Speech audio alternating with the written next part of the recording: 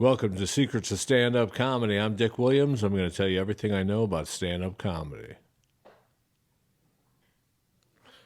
I got some news for you. I know you don't want to hear it, but somebody's got to tell you, and I'm the honest friend who you'll get mad at, but in the long run, you'll look back and go, oh yeah, he was trying to help me. Your stories suck. The stories you tell on stage that you think are so funny, they're not funny. They're not even that interesting. I know it's tough to hear, but someone's got to tell you. It should be the silence of the audience or the pity reactions that you hear, but that has not gotten through to you yet. So I'm laying it on a little thick, but I watch comics all the time try to tell stories, and what they're really doing is they're trying to pad their time. They're trying to extend the amount of time they think they have in their act. Or they tell me, well, no, that really happened to me. So what? Okay. The way I look at it is all the stories that you tell on stage should be based on some truth. Saying it's based on a true story doesn't mean, well, we all should pay to hear it now. We all should sit here with rapt attention and wait for this 3-minute story to finish so that we can have a mediocre payoff. I mean, you have to look at this stuff objectively. Stories that you tell your friends, you're going to get a different positive reaction because they're your friends. First of all, they're not going to call you out, most likely. And they also know you so much better. They get your sense of humor already. It's different when they're hearing it about somebody they know. That's why so many jokes involving people, if you pick a celebrity, you can cut down on the setup time because everybody knows who Madonna is or Taylor Swift.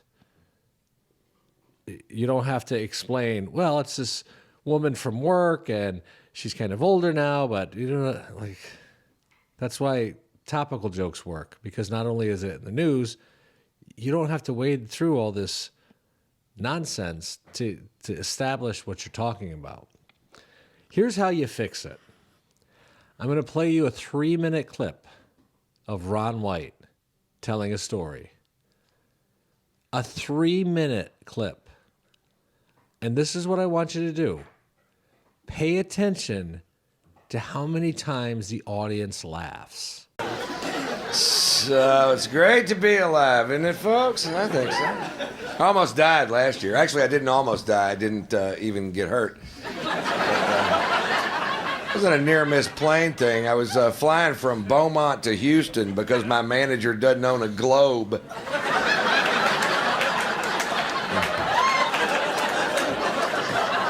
I was on a plane that big, like a pack of gum with 8 people in it.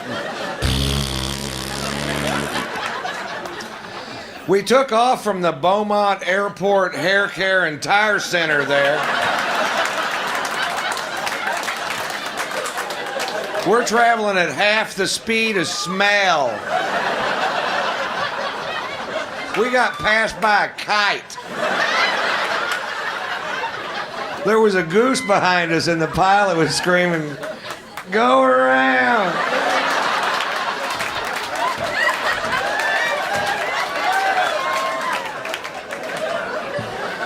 We get halfway to Houston, we gotta go back.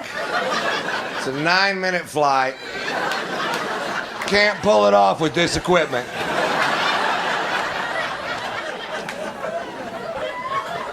We had engine trouble. We lost some oil pressure in one of the engines, and they told us about it over the speaker system of the plane, which was stupid because they could have just went, "Hey, we lost some oil pressure."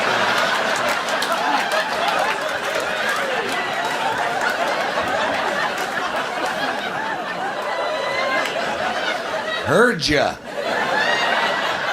Sure did. It was weird. Everybody on the plane was nervous, but I'd been drinking since lunch, and I was like, take it down. I don't care. You ever have one of those days? Hit something hard. I don't want to limp away from this son of a...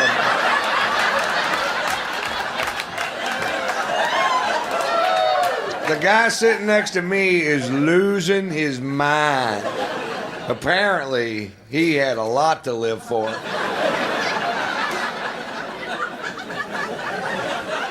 He goes, hey man, hey man, if one of these engines fails, how far will the other one take us? Like, all the way to the scene of the crash.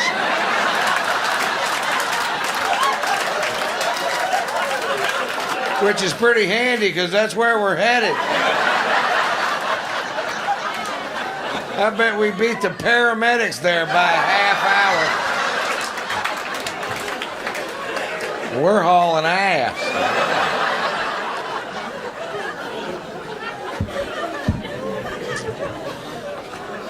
So, anyway. Did you hear the beauty in that? He says, so it's great to be alive. That sets it up.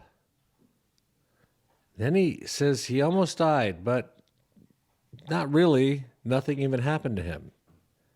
That gets a laugh. From there, every sentence is a joke or a laugh line. He's taking something that probably happened, and he's just hitting the crowd over and over and over again with joke after joke after joke. He's not giving you details that aren't funny. It's brilliant. What he does in that 3 minutes, and I'm not a big guy on laughs per minute, but that's craftsmanship. So that's what you have to do with your stories. You can take a boring story and make it funny. Your stories don't have to be like monumental. It could just be a trip to the store or taking your dogs for a walk. But you just keep refining each sentence that comes after the setup. So the setup is that he almost died, even though he didn't really. And then you have to work on it. As comics, myself included, we all want it to come easy. We want to use the first joke that we come up with and go, this will get a laugh. And then if it does, okay, we're done. I'm done. I don't need to do anything else to this. I can just move on to the next idea, kind of push out a joke, and I should be touring. I should have an agent. I should be headlining, whatever we think. Again, the things that I tell you, guys and gals, it's stuff from my own career. It's things that I had to learn the hard way.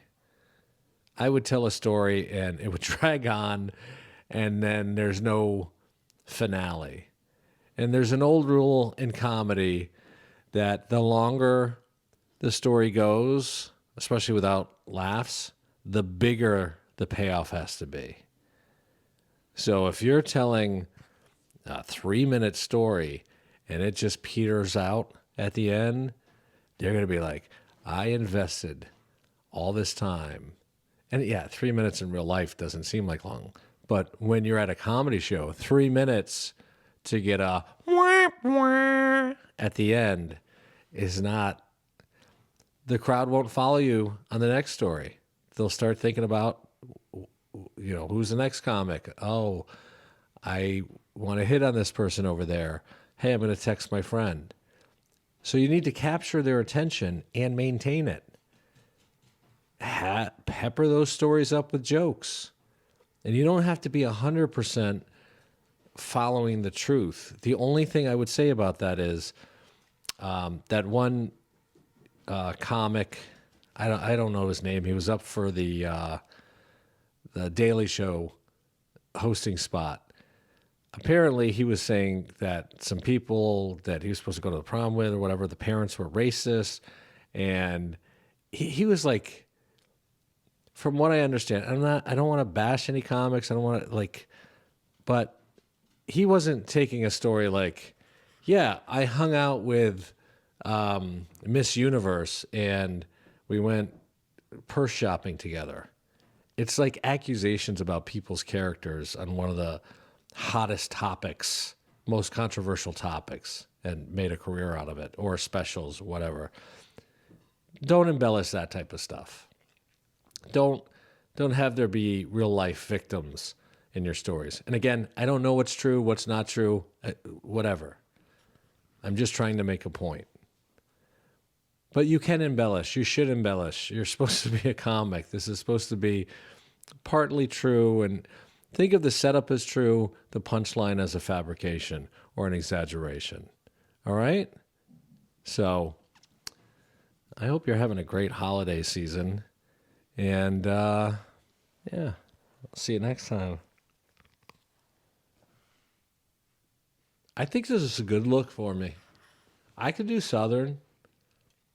Man, I always wanted to get my teeth fixed, but they told me I'd have to break my jaw because most people's teeth, the front ones go over the bottoms. Mine go right onto them. Last Christmas, I gave you my heart, and the very next day, you gave it away. Let's give it up for George Michael and Wham, huh? All right. See you tomorrow. Bye.